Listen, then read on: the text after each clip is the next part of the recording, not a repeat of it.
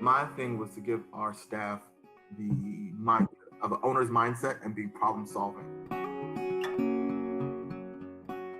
I'm curious because it seems like you have a really good handle on this.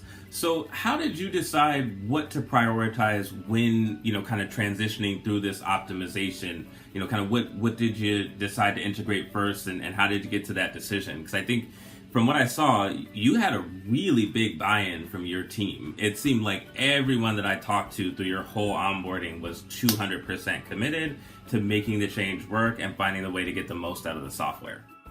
I think, some of it was trial and error, trying to find out what worked, what didn't work. And I think the big thing in terms of going back to the last part of your question is how to get buy-in. I think it's to create ownership in your staff, right? And so I think a lot of times in dentistry, in any organization, what happens is you have employees who come in and they just collect a paycheck, right? So my thing was to tie our performance and our continued improvement to problem solving and getting things done. Like, don't come to me telling me something's not working or something's not right. How did you fix it? And then come to me about how to get it fixed, Yeah. And the thing about Tab 32 that makes it, that I love about it is that it's not intimidating at all. Like, it's really just get in there, figure stuff out. Everything is fixable. Yeah, exactly. There's nothing is not fixable. So, like, get in there, make a couple of mistakes, figure out how it works, and before you know it, you're off and running. You're off into the races.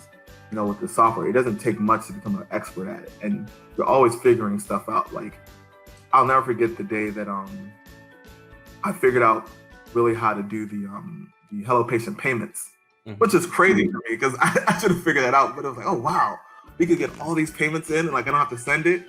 It's awesome. And then because it's all linked, the billing is all linked to the chart. It's all right there, so it really helps to solve any disputes people have about their bills. Well, this is what you paid, this is what insurance paid, and that's it. It's right there. It's pretty easy to understand. So that's the best. So that's one of the best parts of it.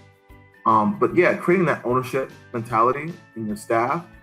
And then I think in terms of what I prioritized, from the beginning, was then just focusing on our patient records, because that's the one thing that I could control.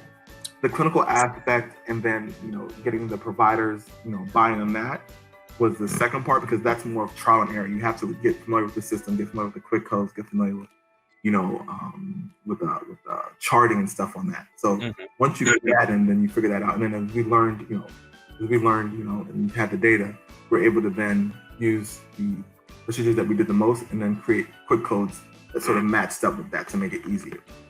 Yeah. Awesome. And I mean, I'll throw Dee on your team a quick shout out. When training with her, she did such a great job of really kind of clearly stating what outcomes she needed. Hey, this is what I need from you. But she was always very flexible and very great with her communication about, kind of finding those right solutions. And she always seemed to have a really good gauge of, okay, this is something maybe I need to pull Jim in on versus, no, this is all in my wheelhouse. Like you said, that ownership. Here's what I need from this. And so I think that was really helpful during the transition.